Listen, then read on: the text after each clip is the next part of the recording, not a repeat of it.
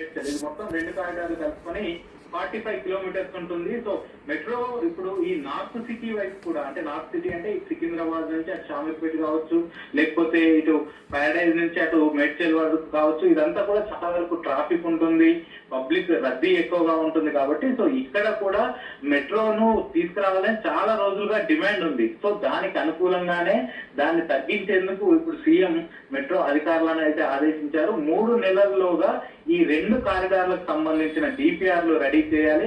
DPR ready చేసి రాష్ట్ర ప్రభుత్వం దాన్ని ఫైనలైజ్ చేసిన తర్వాత దాన్ని కేంద్ర ప్రభుత్వం అనుమతి కోసం పంపించాలంటూ కూడా సీఎం రేవంత్ రెడ్డి ఈ రోజు మెట్రో అధికారులకు అయితే ఆదేశాలు జారీ చేశారు. సో న్యూ ఇయర్ సందర్భంగా ఈ రోజు సీఎం ని కలవడానికి వెళ్ళినప్పుడు ఇటు ఎన్వీఎస్ రెడ్డి, అటు ఎంఏడి ప్రిన్సిపల్ సెక్రటరీ దానకిషోర్ వాళ్ళిద్దరిని కూడా కూర్చోబెట్టుకుని మీటింగ్ జరిగింది.